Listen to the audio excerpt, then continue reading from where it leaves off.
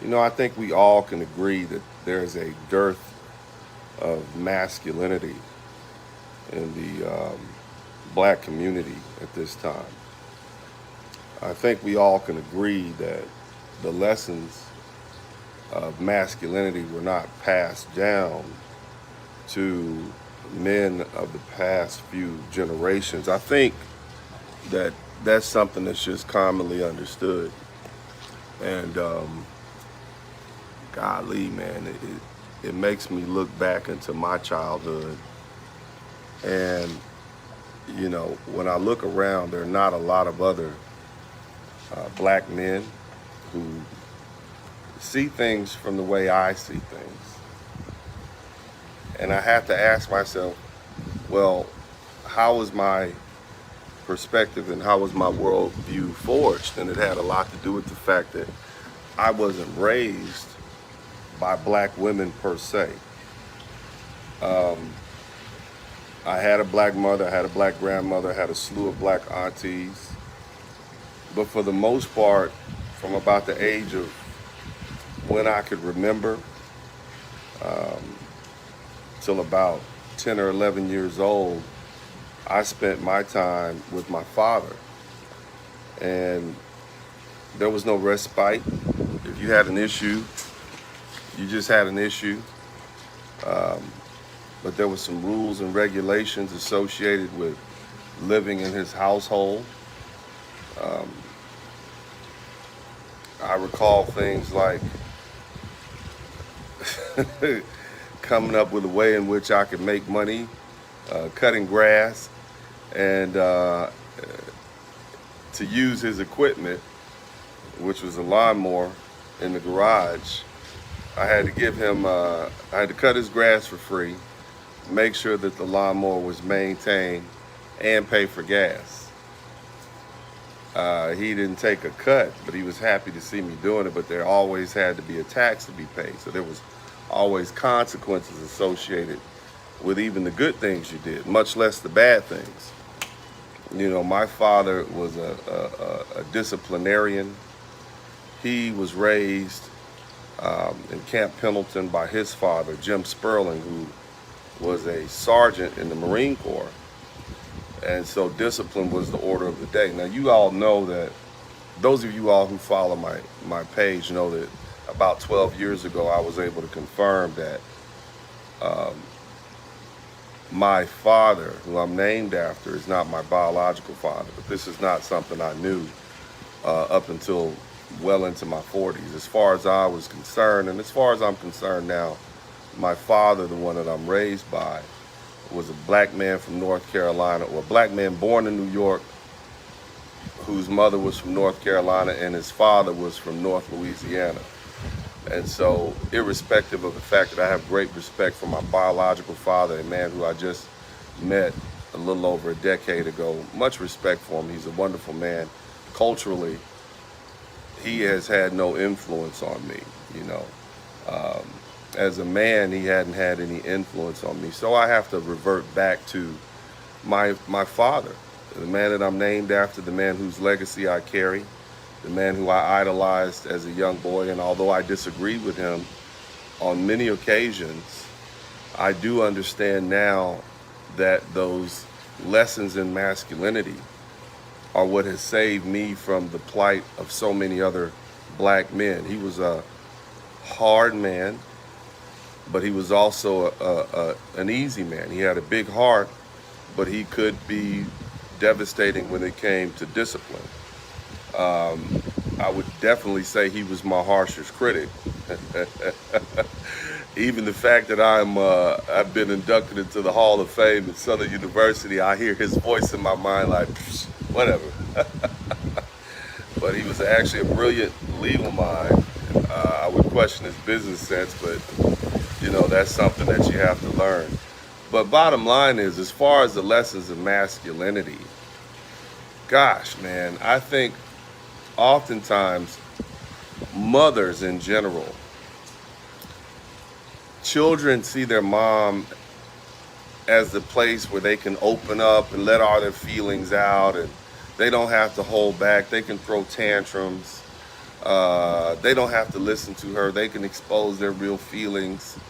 And so if you get that overdose of mothering as a child, and you don't get that, I don't care if your feelings are hurt from the dad, it creates somewhat of a warped perspective on how the world should be. You actually believe that the world owes you sympathy when your authoritative figure, your mother, the one you look up to, is constantly entertaining your feelings and your hurt feelings.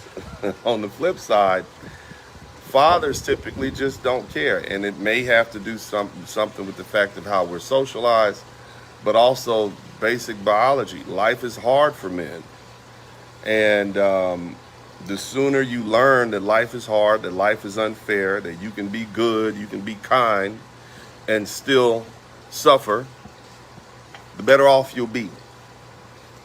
And I think those are the lessons that fathers teach their sons at a young age. And this cuts across cultural lines. It cuts across ethnicity. It's just one of those things. And so if you go back to young men who are raised by their mothers, they get this sympathy and they get this understanding. But then on the flip side, women, being women,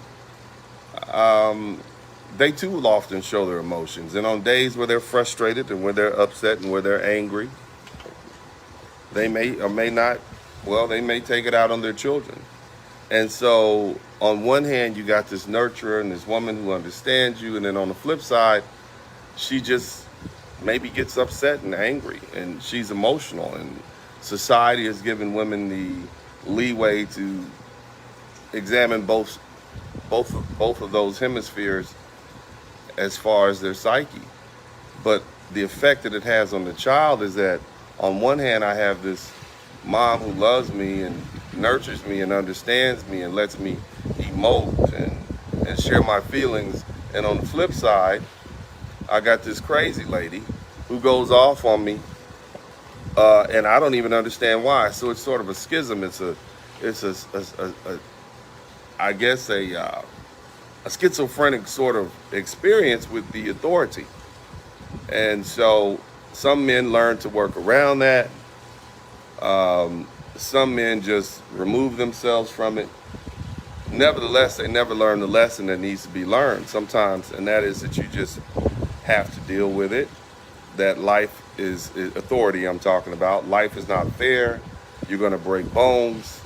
You're going to have bruised egos, and you still have to keep going because nobody owes you anything. And so what I think is that because we have a lack of masculine men, or really men have been neutered, men have been handcuffed, men are not allowed to be the type of men they need to be to raise strong sons. And it's not just about strong, it's also about balanced sons. And so in that balance, it gives rise to longevity and understanding, because if you're too far, if you have men out here who they're constantly trying to prove their masculinity, and they're going about it in self-destructive ways, and you have men who, in an attempt to prove their masculinity, they overindulge in female conquest. They're always seeking to slay the next lay the next woman, get who they can bed, and they wrap their masculinity up into how many women they can sleep with, or the caliber of women they can sleep with. That was never my measuring stick for masculinity. And although my father and myself, those of you guys who know my history, I've never had an issue with women of all colors. I've always been able to get the best of the bunch. I think my ex-wife, about 10 years ago, she remarked to my sons, this is at the time I was extremely slender, she said, I don't care how big your daddy is. He always got a bunch of women. You know, I could be 300 pounds. I could be 215 pounds. I'm always going to be attractive to women, and it's not necessarily my looks. It's not my height. It's definitely not my financial status. It's the masculinity. It's women can sense masculinity, and there's a certain fear that women have of masculinity, but in truth, it's respect. When you are an extremely masculine man, you do masculine things. Most women will just step aside. Some of the again, and I tell brothers all the time, I'm an advocate for black men, and I understand what black men are dealing with, but I've never had a problem with black women. Most black women, they see me and they like, okay, it's like a Tyrannosaurus just walked in the room. They just pretty much leave me alone because they can see you can't control him. He doesn't care what you say about him. He doesn't care what you think. You can't out-talk him. He's going to have a response for everything you say. And he's going to have a response to you saying you think you know everything.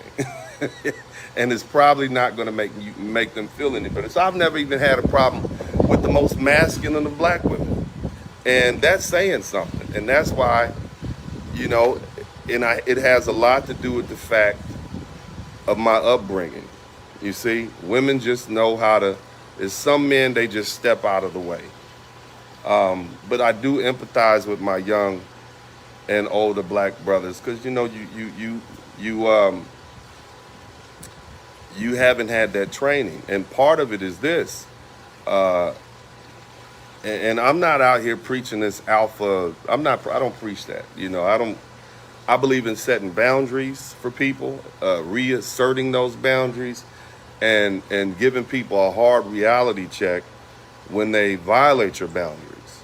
And I think all the women in my life, black, white, Hispanic, whether we work together, whether we know each other on a romantic relationship, they all recognize that I will assert my boundaries.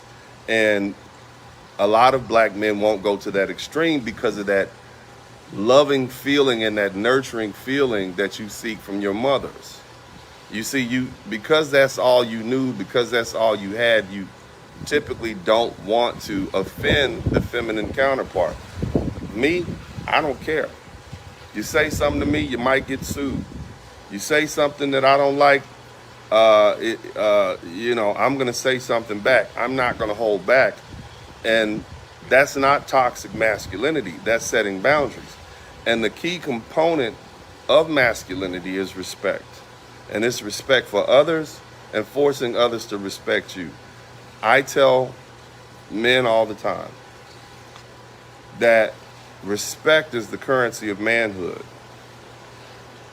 In other words, the more respect you garner from people in general and men in specifically, that determines your status. It's not how much money you have.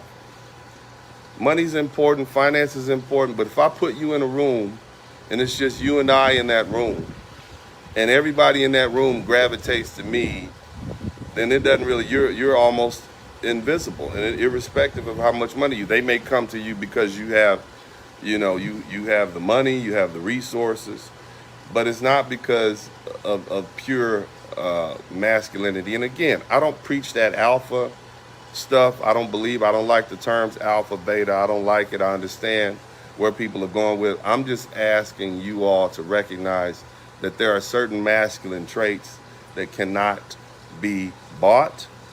They cannot be artificially manufactured. It's how you carry yourself, and how you carry yourself is going to determine the respect level you get. You have to be willing to check people, and you have to be willing to put it on the line to make sure you maintain respect. Because without respect, without boundaries, people will take advantage of you. I am generally, I hate to say this, but for the most part, I'm a really nice guy. I'm a really jovial fella. I get along with people pretty well. You know, I'm not necessarily, you know, I can be friendly, but I can also be who I need to be to make sure that my boundaries are established.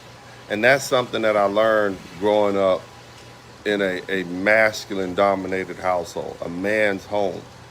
watching my father and how he interacted. Now, he was a little bit of a smooth fella, dressed nice. One of them old brothers from back in the day that used to wear the clean looking suits, everything always, shirts pressed, everything properly manicured. But he was a tough guy.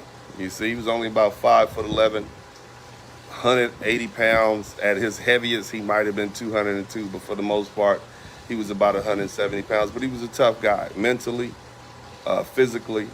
And I had great respect for him. Although we disagreed, which is normal for fathers and sons, the father has to pick up the mantle, the son has to pick up the mantle and carry it further. But for the most part, I believe that, but for that upbringing and but for how he carried himself and how he forced the other men in the house to behave themselves, I wouldn't be who I am. And it's the reason that my perspective of the world is fundamentally different than the typical modern day black man who was raised by their mom. Now, that doesn't mean that there aren't any other brothers out there who see the way I do, but I think that we are a minority. And maybe before 1955, there were more black men like me, and more black men like many of the brothers out here who understand where I'm coming from. Masculinity, establishing your boundaries, making sure nobody can get to you, means that your castle is intact and that castle around your mind is intact. And it gives you the opportunity to think freely. You start doing what's in your best interest. Your judgment is not clouded by feelings of trying to please people that you shouldn't, that you know you don't have to. You're not thinking with your mother's brain. You're not, the first thing you do when you get $1 million settlement is not go out and buy your mama a house. Because as a man, you realize you're not her husband. You're not you are not her man to take care of in that regard. And so your perspective, you're not beholden to her. But when you grow up with that mommy figure, when you grow up being, oh, mom, you love mommy, and the brainwashing that comes along with having a woman raise you, you guys know what I'm talking about. Putting mama first, you're gonna take care of your mama. No, I'm not, mom, you're grown. And a lot of that has to do with the fact that I wasn't raised by my mom. I love mom, I love my grandma, but at the end of the day, you ladies need a husband, you see? And I'm not it. And, I was raised as a conqueror. I was raised to believe that the world is mine for the taking. Not that I'm a victim, not that the world owes me something. The world doesn't, the only thing the world owes you is a swift kick in the ass to get you going. And so these are the things that I learned growing up in a man's household. And there was nothing you can do to stop it. You see, this is just the reality. Everybody was treated equally as harshly. Now, don't get me wrong, there were some good times. Going to the gym, working out, wrestling with my dad. Even in situations where I would get in a fight. I remember I was 10 years old. I had a fight with a 14-year-old and a 17-year-old. And I got beat down. I told my dad about it. It's like, all right, do better next time. That was it. Whereas, what do you do about that? Right? Nothing. That's part of life. Whereas you can imagine what a mom would do. She'd probably be all in somebody's face and hemming and hawing and explaining what you bet not do, you see? But as a man, once you realize you're out here on your own, nobody's coming to save you. Mama is not going to come up to the school with her flip-flops on, screaming at the teacher. Once you realize that you're on your own, you become a better man. You become a grown-minded man. You might be 14 years old, but once you realize you're the only one that you can depend on, there's no going back, that's when you start moving forward as a man. That's when the level of maturity comes in. When you realize there's no crutch, nobody's coming to save you, when you know, there's only a couple of options in front of you and you got to make the best. There you go. That's when manhood starts. Women don't know that. They're not taught that. There's always a safety net to save a woman in this society. Marriage, the government will kick in, you see? But for men, there is no safety net. Now, if you're raised by a woman who infuses in you her perspective of the world, that there's always a safety net, then you're never going to be the man you need to be. You're never going to recognize that I have to rise to the level of the occasion. And even if you go out and you're successful in this world, there's always going to be insecurities because you truly don't know what you would do in the face of adversity. I was telling my wife the other day, I was like, I know I'm going to be all right. Why? Because I got a track record of working my way through difficult situations. Whether it's the boardroom, whether it's the football field, whether it's a prison yard, whether it's a cupcake factory, I'm going to be fine. And that's what comes along when you've been tried and tested, and when you've had your back against the wall, or when you're flat on your back and you got to pull yourself up, when you got to get up like a man, and there's nobody that's going to give you a helping hand. That's who you know you are. That's when your wrinkles and your definition of what manhood is and what it means to be. You can't learn that from a woman, because with women, they always know somebody's going to come save you. They know always somebody's always going to come save a woman. If she's stranded on the side of the road with a flat tire, all she literally has to do is get out. And if she's dressed like a woman, somebody's going to come save her. Now, that's not saying you wouldn't help a fella if he needs help. That's not what I'm saying. But for the most part, women expect that help. They expect society comes to save them because there is intrinsic value in being a woman. The mere fact that a woman exists, she's born with everything she needs to truly fulfill her biological obligations. A man has to actually go out and prove himself. A man actually prove himself through his actions, through his accomplishments, and then he gets labeled with a man. Just because the boy turns 18, yeah, he's a biological male. He's of the age of adulthood, but he's not the caliber of a man who's gone out into the world and done things and succeeded. He hasn't proven himself.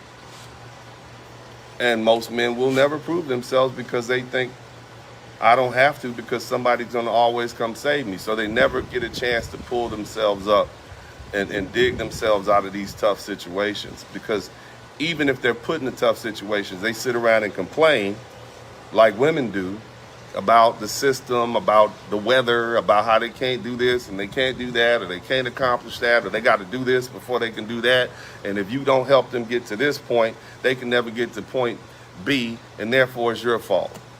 It's like a guy saying, man, I just need to be a mechanic, but I need somebody to give me $600 so I can go to mechanic school. And if you don't give them that $600, guess what? It's your fault that they're not successful. That's not how men operate. That's how women operate. You might want to boost up, but nobody owes you anything. They don't even owe you a dime. Nobody's obligated to piss on you if you're on fire on the side of the road. That's what you learn as a man. That's what fathers teach their sons. That's what I was taught. And I think that's the fundamental difference of my perspective on the world. And once you realize you're on your own, once you realize that, you start thinking differently. And I don't want to delve into politics in this regard, but at this point, I tell you guys all the time, vote your interest. Vote your interest, because nobody's coming to save you. You might vote for somebody who you think is popular, or you may like, or they may share the same skin tone as you, and you can end up worse off, and you have to recognize nobody's coming to save you. So you don't have that luxury of extending your grace and your gift and your empowerment to somebody else. You better focus on taking care of numero uno and your responsibilities, your family, your home, your job. You got to focus on number one. I have to be more ruthless and heartless when it comes to decision making. I have to say, no, we need to send these immigrants home. Why? Because these immigrants are going to make it more difficult for me as a man to keep a job or to keep employment. Now, maybe I'll just capitalize on the fact that they're here, but there are a lot of people who are American citizens who are basically put in a position where if these people come up and drive down the value of the work market, guess what? That drives down their wages. They can't feed their family. So you have to vote your interests. That's been my perspective as far as politics. And that's the conclusion. I don't have the luxury of voting with my heart. I have to vote with what's in my own best interest. And the same thing goes for everything else in life. Same thing goes whether we're talking about relationships. I got to cut this woman off because she's not serving my interests. And I know nobody's going to save me. And if she gets in my way, if she begins to undermine my ability to succeed, only thing that's going to happen is they're going to blame me. You get married to somebody, you have a relationship with somebody and it fails, it's your fault as a man, even though this woman could have been a horrible human being. They're going to blame you because you're the man. And once you realize that nobody's coming to save you, once you realize you're going to carry all the fault, oh well, let me just start making the best decisions and strip away the emotions. Again, women in this culture and many other cultures, somebody's going to give them a break. The government, a marriage, family, nobody's going to have a whole bunch of homeless women hanging out in the street. Other women aren't going to do that because these women, when they are vulnerable like that, there are men out there who will prey upon them. And yeah, that's a horrible thing. But these women are concerned about the fact that the only thing they truly have to offer, which is their reproductive ability, sex, their ability to cook and clean, now it's going to go for dirt cheap because you got women right out here under the bridge. One of these guys can come pick up and say, yeah, I'm going to get this old wife out of here and get this this new wife in here. And yeah, she might be dirt poor, but you know what? She's come cheaper. She's younger, blah, blah, blah. So it drives down the value of the things women. So it even behooves women to make sure that other women have a hand up. But I'm going to continue this conversation. But for you guys out there who are dads, man, look, you got to push your sons, even your daughters, I would imagine. You have to teach them responsibility. You have to teach them consequences. You have to teach your daughters to respect real men, strong men, not call them toxic, not trying to stop them from doing the same things that we've needed men to do for the past 10,000 years. Stop undermining masculinity, and give a big shout out to all the fathers, the great fathers who raised you to be hard men. You may not agree with dad. You may not appreciate what granddad was doing at the time, but hopefully as you get older, you'll recognize that you're the reason who you are now, especially if you're a successful man and you're confident and you understand how life goes and you see the world with clarity, and you'll recognize and appreciate what those men did. So this is Uncle D. I appreciate y'all. Shout out to everybody in the chat room, man. I'll be back in the backyard again soon. I like just dropping these notes out here, man. In the backyard is very serene. And either way, God bless y'all. Love y'all. It's Uncle D.